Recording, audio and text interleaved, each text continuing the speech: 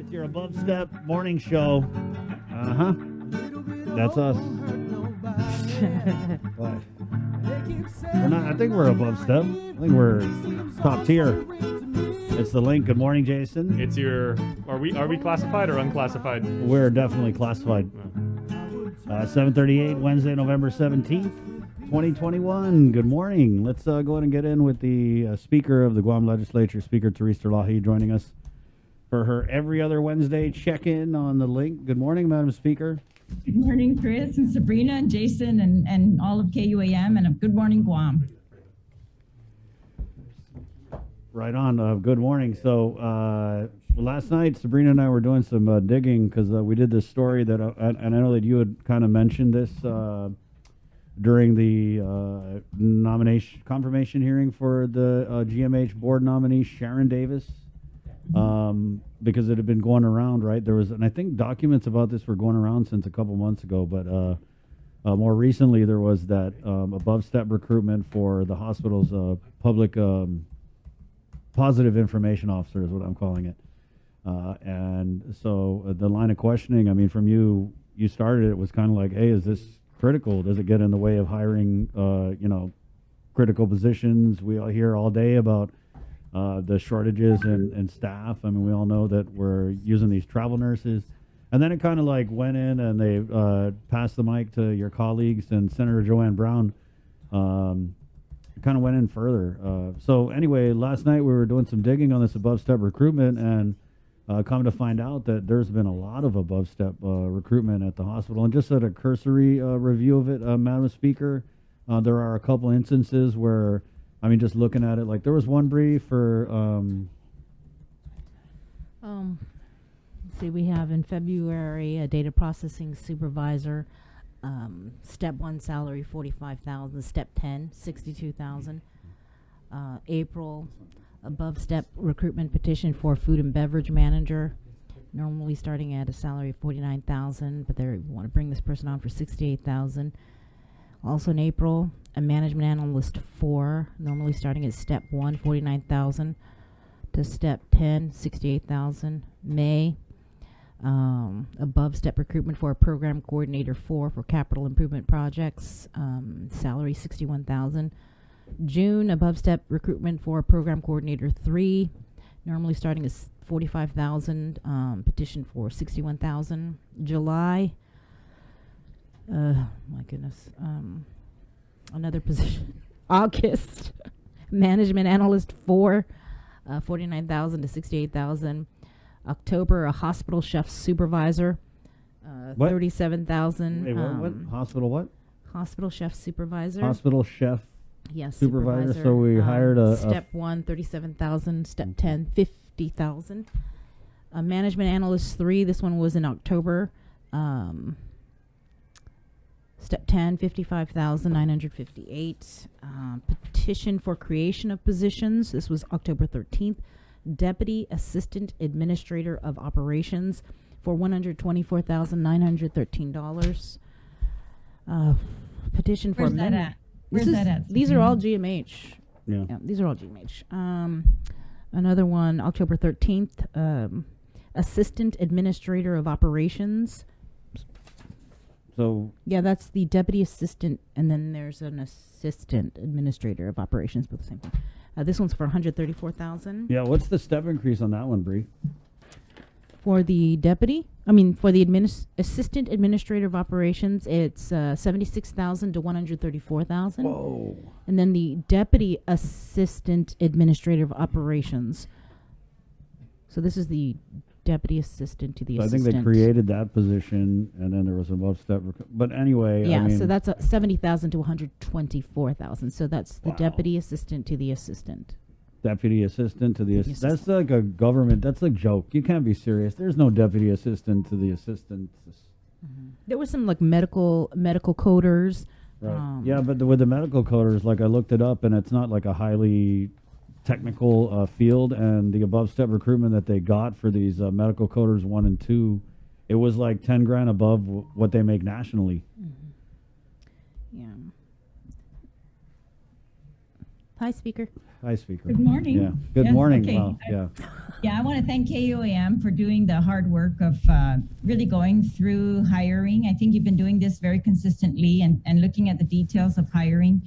And of course, creation of new positions is usually very rare, right? And absolutely the above step recruitment is also, I thought, supposed to be rare, where these positions are extremely hard to fill. I think that the danger in this type of thing is, of course, diverting funds from other critical uses, right? And if we are willing to pay in other agencies for these positions at a certain rate, you know, there should be some kind of justification as to why in this particular agency you can't pay that same rate and why you have to pay someone's, you know, above step. And the other concern, I think, with this type of hiring is, of course, the competitiveness. We are supposed to have a merit system that is competitive based, right? Merit based and competitive based, so that everyone has a fair shake at these jobs, or promotions if they are that, right? And that is really my concern. You know, I am concerned that we are catering the positions maybe to particular people as opposed to just putting out what your absolute necessity is and letting everybody compete based on your need, as opposed to, I like this person and let's create my job around this one person. That's not supposed to happen at all in a merit system, right? And then, of course, when we're talking in particular about GMH, it's always been our concern that we have critical needs at GMH that must be prioritized.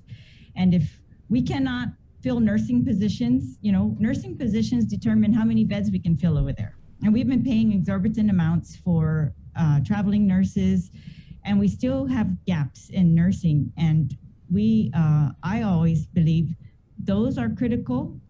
The hiring of specialists is, of course, critical. And there's been, you know, so much talk about, you know, why is GMH not hiring specialists? Well, they have all the authority to hire specialists and to set salaries for medical professionals as needed. In other words, if specialists are hard to recruit, we want to put money into that and recruit them, right?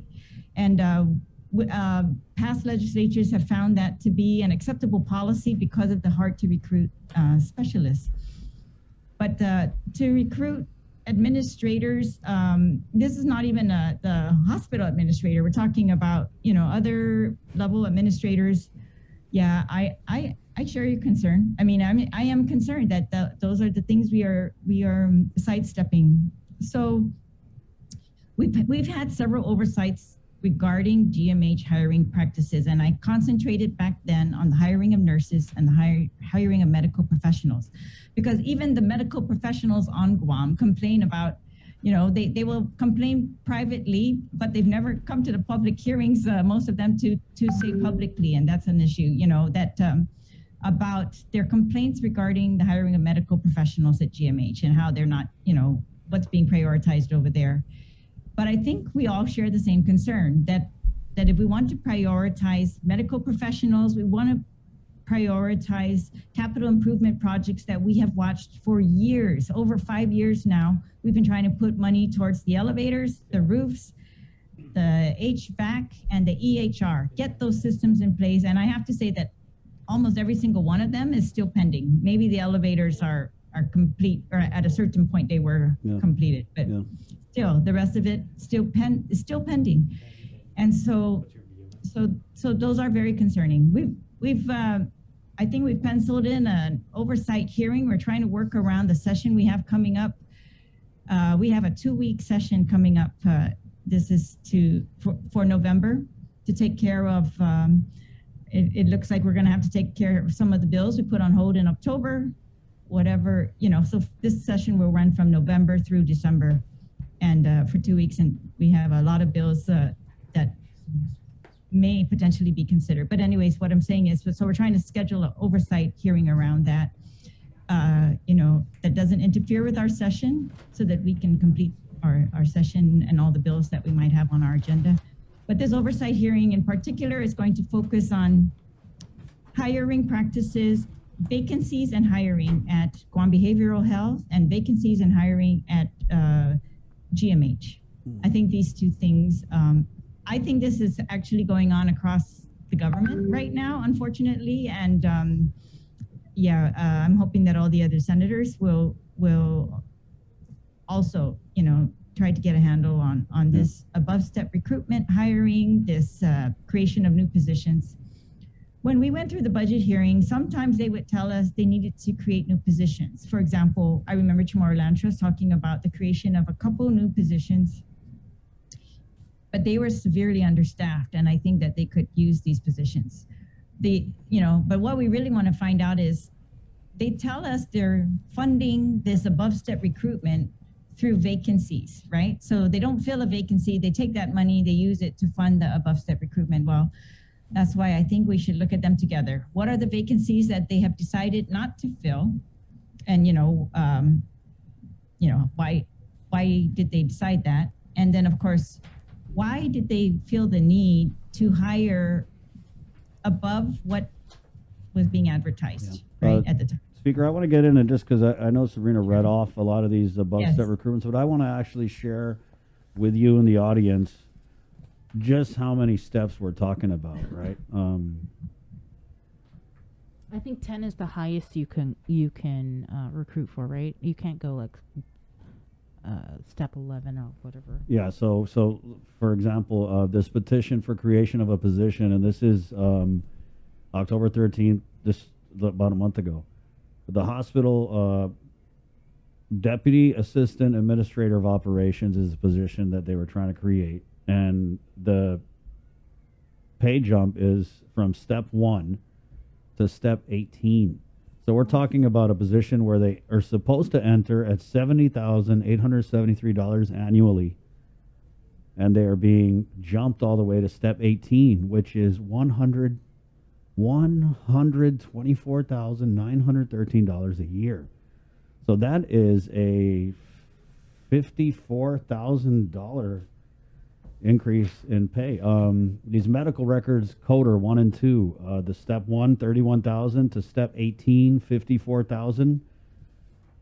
We have the petition for amendment of position, which is they amended the assistant administrator administrative services to assistant administrator of operations. And the step here, step 1, $76,188 to step 18, $134,000. Management analyst 2, step 1, $40,000 to step 10, $56,000. And that's a management analyst 2. That I don't know what they even do. Hospital chef supervisor. From step 1, $37,000 to step 10, $51,000 a year. Yeah, as I said, I don't know the reason. They have not given us the reasons or the justifications for these above step recruitments. Traditionally, these are because they have tried to fill them at the regular rates and they've been unsuccessful. So that's one of the reasons why we've scheduled the public hearing. I think it's going to be set. We have the 13th, 14th, and 15th at 5 p.m. So it's going to be on one of those days that we if they don't justify it before then, of course, we are asking that we get justification for those. But we've seen this, of course, we've allowed this for very hard to fill positions and very critical ones. And like I said, prior legislatures have absolutely given the discretion to GMH to hire, to adjust salaries for medical professionals because we want to bring them in. They are our priority. And so I want to make sure we're not taking away from money that should be dedicated towards medical professionals, including nurses. And if nurses are making less than some of those positions that you've read out, I think that's also another concern, right? It's like, how do we say in one breath, we're trying to prioritize the recruitment of nurses, specialists, and other medical professionals, and then we hire above step for other less critical positions. And I know that GMH, is competing with a very short list of people around Guam who can fill maybe some of those positions, but I think that they should justify it. Why did they decide step 18 as opposed to step 2, any other step, right? Yeah, or step 3 maybe. Yeah.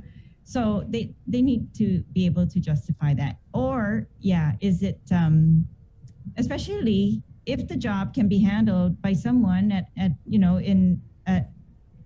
in the current job description at the current pay, right? Or at the regular pay without the above step recruitment.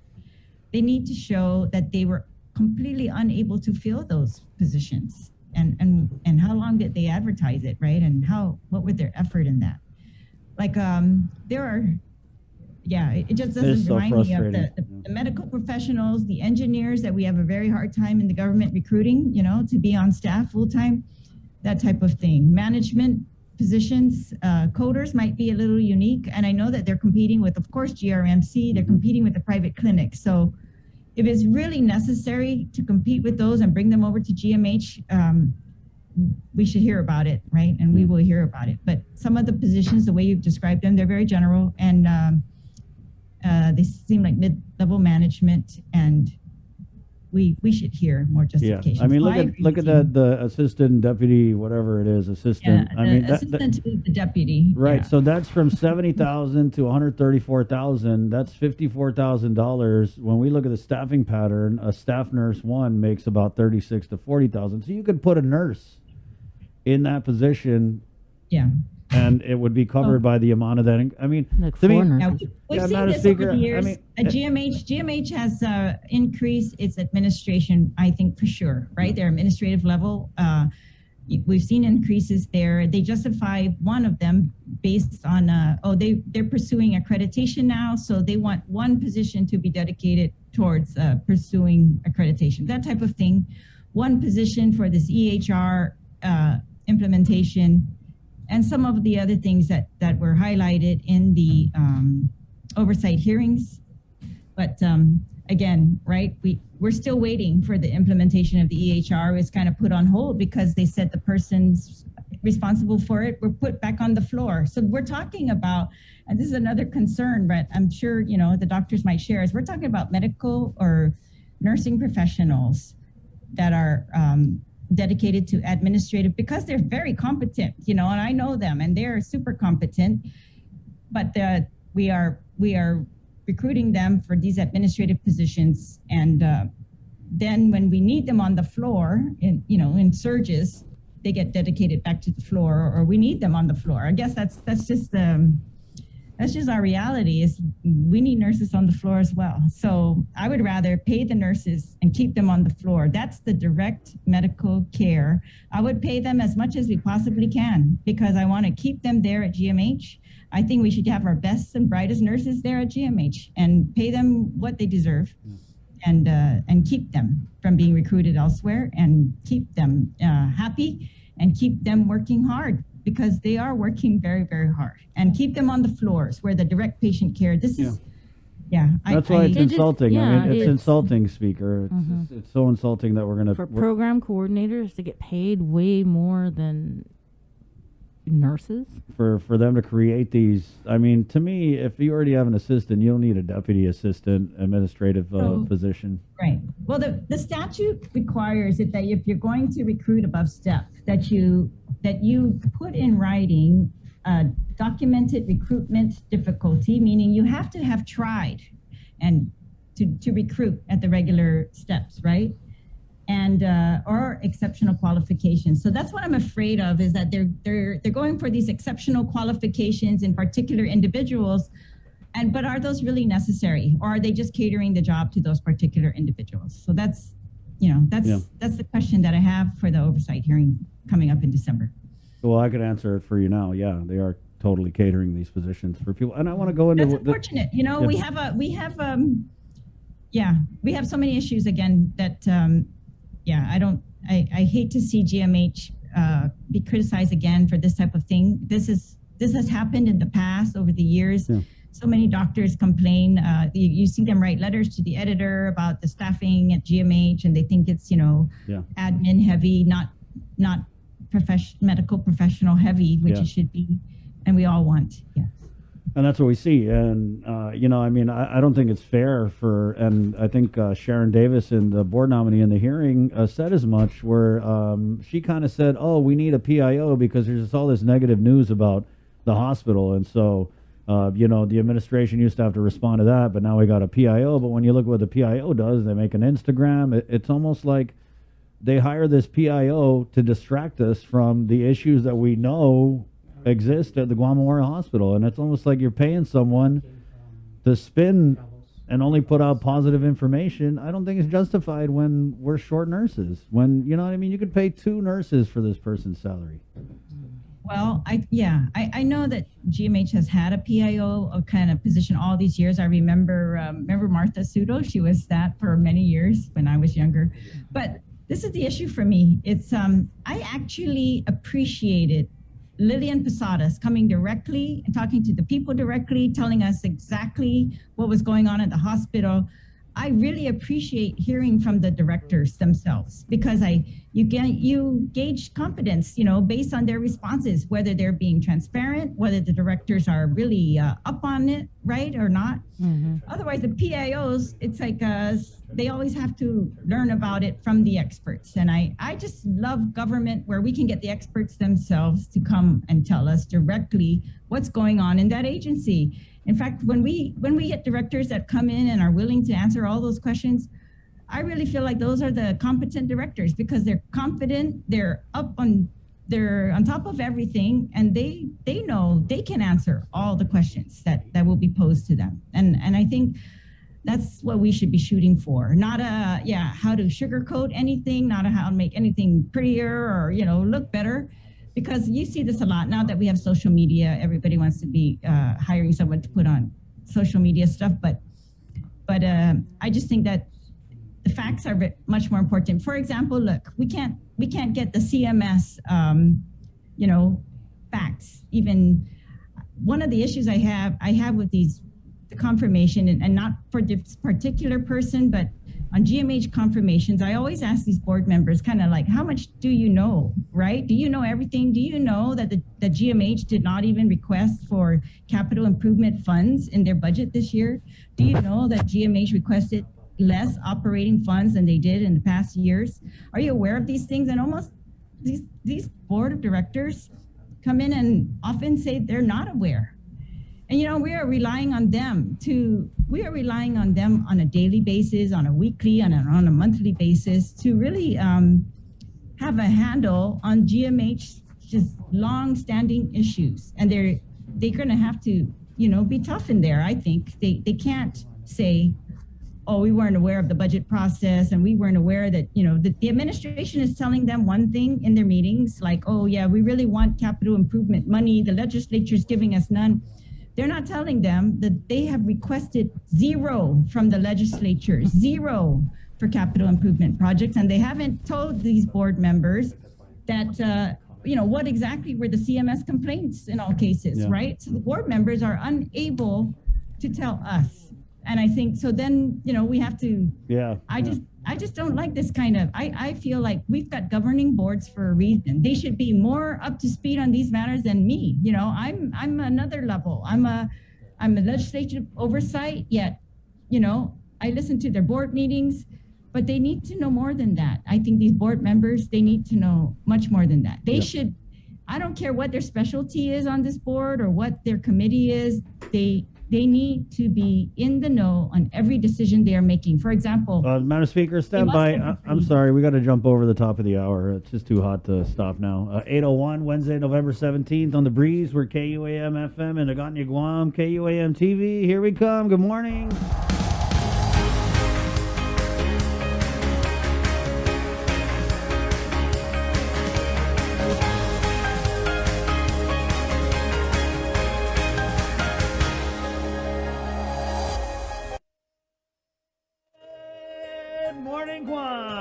We're back. It's 8:01. The link. Miss a lot. The hot topic this morning, above step recruitment that appears to be, at least in our opinion, unjustified going on at the Guam Memorial Hospital. How dare you use this pandemic as cover to hire people 17 steps above what they should be paid, if they even deserve the job in the first place. And we were talking about, and it all kind of started with this above step recruitment of a PIO. And we had there was a board nominee hearing for GMHA board nominee Sharon Davis. And she had said that, the PIO is justified because, the employees, they don't like going to work at hospitals falling down around their ears. But I would say, And I want to kind of use this example of Rev and Tax where we did this story of this $11,000 raise. I was down at DRT Friday. A lot of the staff were coming up and they're just saying, thank you, KUAM, for reporting on that. We had no idea. We're mad as hell.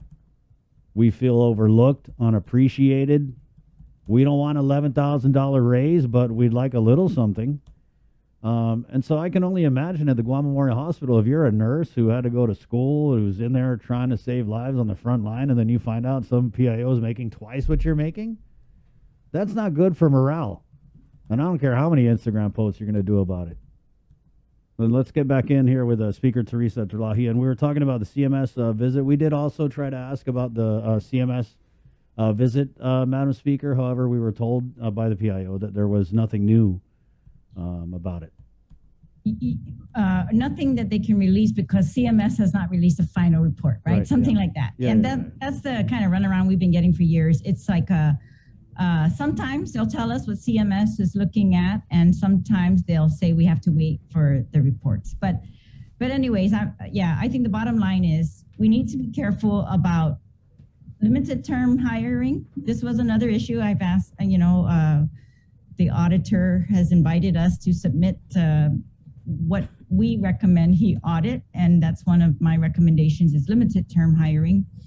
And the other one, of course, is, and now you're talking about above-step recruitment, you're talking about creation of new positions, and there does seem to be quite a bit of that going on at GMH, so we have scheduled an oversight for the middle of December. But there's been other hearings that we've had as well. We just finished a health professional licensing office oversight hearing. As you know, this HPLO office at Public Health, they manage about 9 boards. These are licensing boards for the health professions, right? Including medical, nursing, allied health, which includes veterinarians. Yes, they also have a licensing board for social workers, cosmetologists, the emergency medical response personnel, and others, dentistry.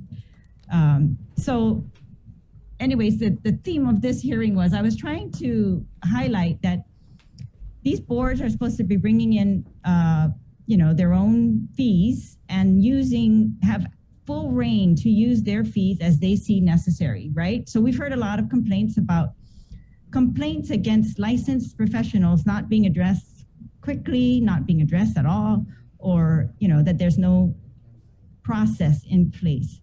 So I wanted to make it very clear at the hearing as to exactly what resources are available to these boards, and showed them that what they bring in, they are supposed to be able to spend as needed. And for those who are not bringing anything in because they don't even have fees set up yet for licensing, then that they need to do that, right? And they need to do this so that they can in turn pay for the professionals that they need to help them handle complaints, right? That's the cycle that we were relying on these regulatory licensing boards to do for us. And so I'm hoping that all of the boards left that hearing with a clearer picture of not just their own board, but across the board, the resources that they are sharing, which is the administrative personnel, the HPLO office. They're sharing one attorney general among all 9 boards, and they may be sharing, prosecuting attorneys and hearing officers among these boards as well. They also need investigators or inspectors. And so there's no reason, I think, with the resources that they have that they can't get these personnel. But I had to have this oversight hearing because we've been talking about this, been having so many meetings with different boards and the HPL office itself. But it seems like the progress is very slow. And so the Attorney General did admit that some of these are like rules and regulations that are at his office for review. So I'm going to see if I'm going to try to talk to the Attorney General Camacho and see if they can dedicate a few more resources towards these boards so that we can get all of the rules and regs updated, all of the rules and regs reviewed, and then move forward with them. Some of these haven't been updated in decades. Yeah, I was 20 say, years. There's 9 boards under the HPLO? Yes. And how many of them have a process in which an individual can file a complaint? Well, they all do, because by default, they all have the administrative adjudication law, which is if you're going to take away someone's license or do anything like that, they're entitled to a hearing. So professionals are entitled to that hearing, and we have a statute in place that governs how that hearing will run. But we've authorized, our laws of Guam authorize each board to also create its own rules and mandate some boards to create special rules for their proceedings. For example, the medical board and the Allied Health Board are mandated to create special rules that include certain procedures, right? For complaints against medical professionals or allied health professionals. So they do have rules. The problem is these rules are old. They're like from the 90s, right? So almost all the rules that have been promulgated in the past are about 20 years old, if they exist at all. And so for those two boards, they're too old. They need to be updated. And for some of the other boards, for example, the cosmetology, they've never promulgated special rules for cosmetology, and they need that. And apparently we need a change in statute to allow other schools to also operate on Guam.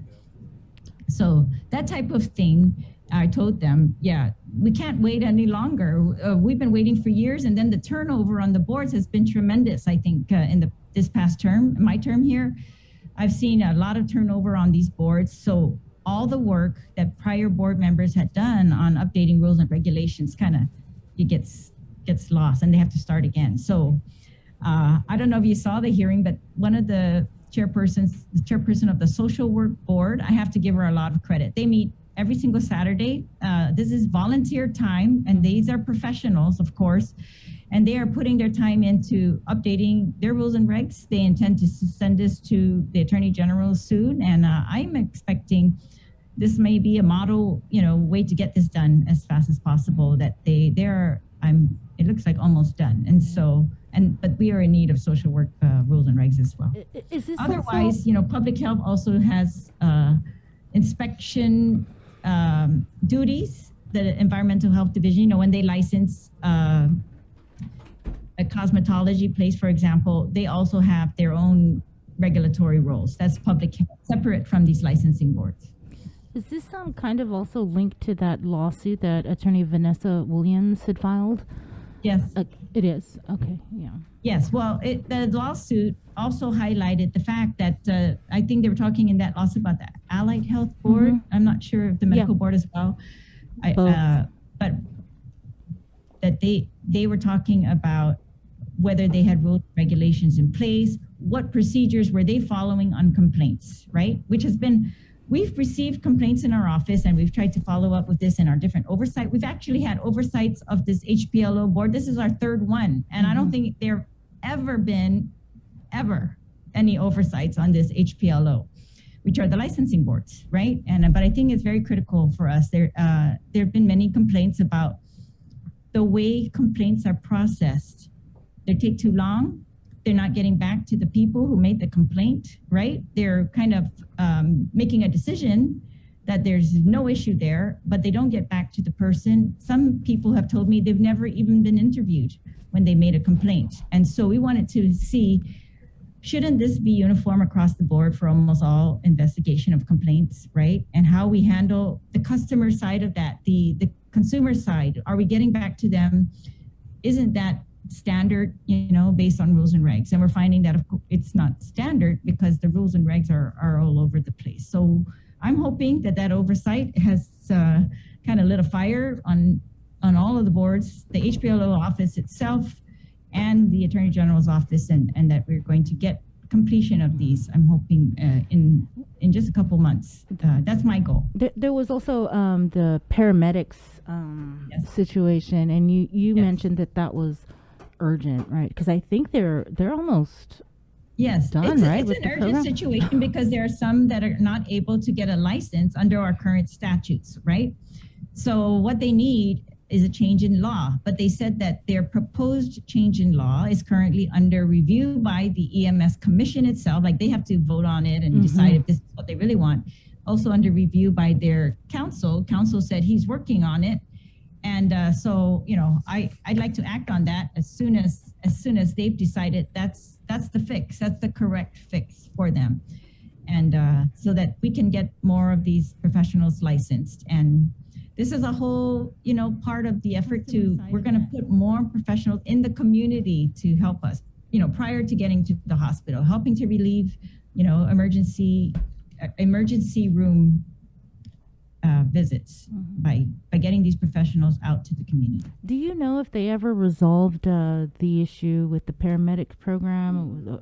What is it, accreditation? Yeah, or? so there was this paramedic program, and then the like the grandparent organization took the accreditation out of this program that a lot of our firefighters were attending to get that national paramedic certification, and so now they're not going to get that. And I haven't been able to Follow up? Yeah, sorry. I mean, I've been asking, but I'm just wondering if you'd heard update. anything about it. You remember this, speaker? Yeah, I remember this, and I think it's related to what we're talking about here, but I don't think that that accreditation is something they have to work out, separately. But then what I'm talking about, the change in statute to allow them to be licensed. Yes. Okay. But yes, all of that, we're talking about, we've increased paramedics. The GCC wants to continue for the long term to do these cycles, and so I think it's much needed and very welcome, and we need to do everything we can to facilitate that. Yeah, well, I just had one more question, and this is on. I also, this is. Okay. Is that regarding the paramedics? No. I wanted to switch over to original landowners and excess federal good. lands. Jinx. Okay, but Me too. okay, go ahead then. I'll go. We have a hearing set for this Thursday at 5 p.m.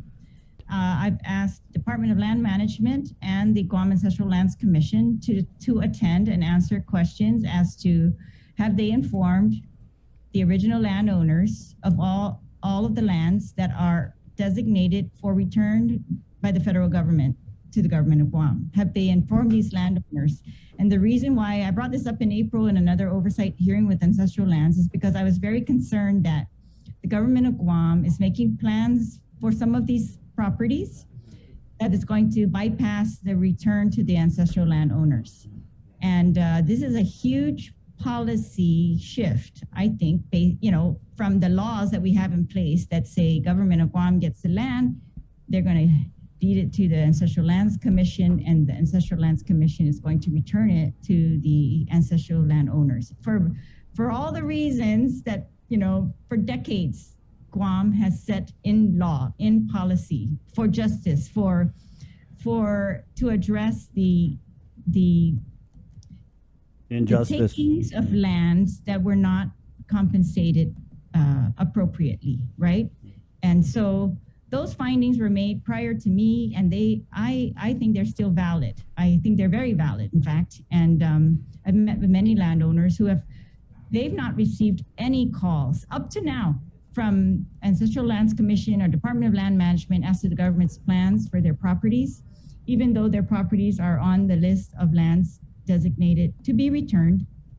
Most of these lands designated to be returned now have dates looking, the military has said 2022 to 2026. It's kind of a very general return time frame. Mm-hmm. But 2022 is right around the corner, so it could hopefully be sooner, right? But my goal with DLM is, we've heard a lot about these land returns actually being very almost final, and that DLM is in the midst of negotiating a lease or a license, for example, for Eagles Field, instead of just deeding it over to the ancestral lands. That they're negotiating some kind of license for use of these properties by the government of Guam. So a license between government of Guam and the federal government. I'm concerned about that. I don't want any, bypassing of these ancestral landowners. And I don't like that their properties are being discussed and used without them knowing. So I've had many of them come to my office. I've met with them.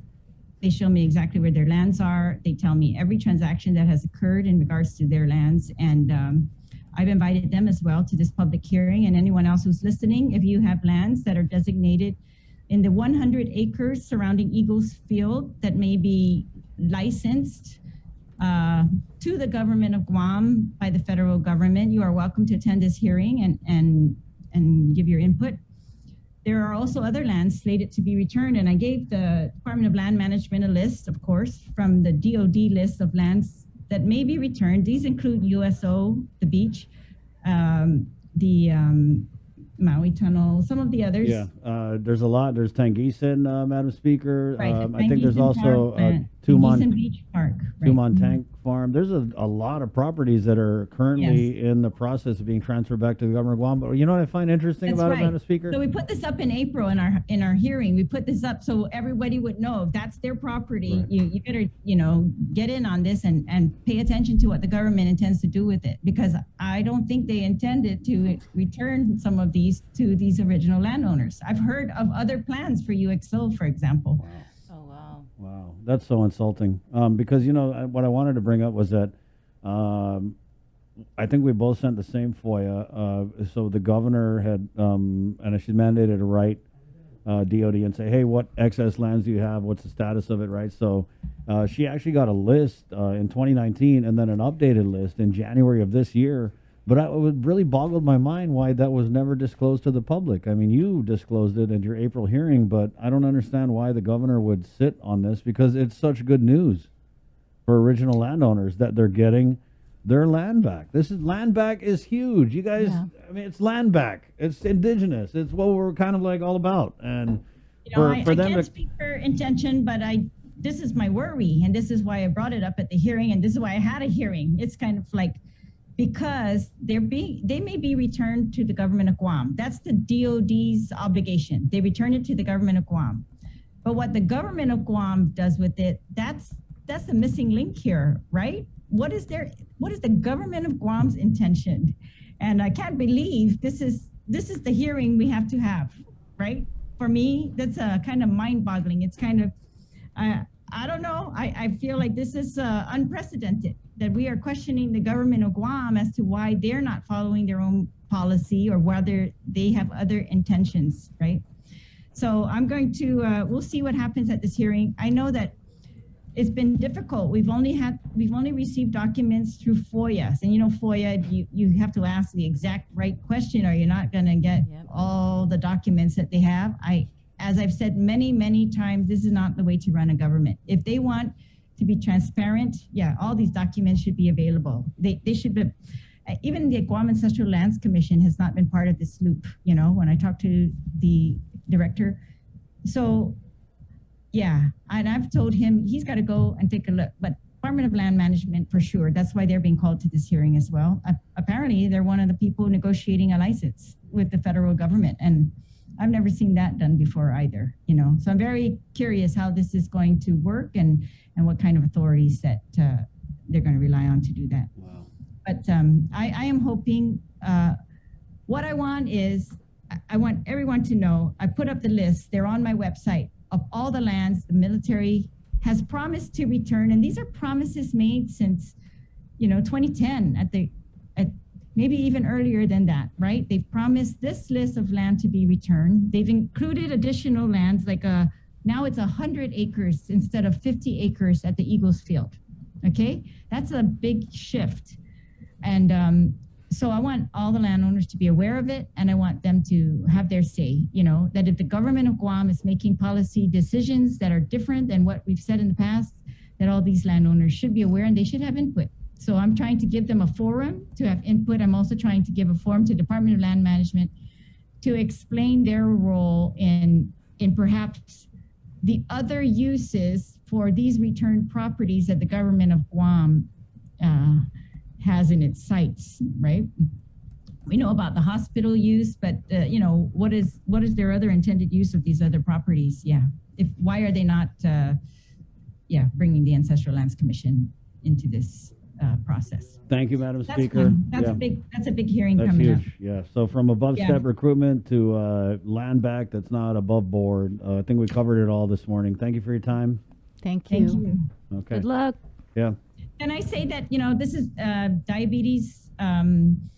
diabetes awareness week, I think month, right? And I attended a diabetes conference over the weekend, but I also wanted to point out that we've just had a hearing on a couple resolutions that are to support these bills in Congress that are going to cover Agent Orange, right? That are going to recognize finally this presumption that Agent Orange, that veterans on Guam were exposed to Agent Orange, and also perhaps the civilians that worked in these areas were also exposed to Agent Orange.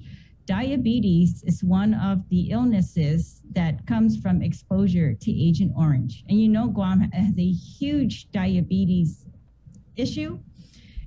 It's complicated many things, and especially COVID, right? I mean, it complicates any disease you have, heart disease and COVID. We've seen many deaths with people who've had this diabetes when they get COVID.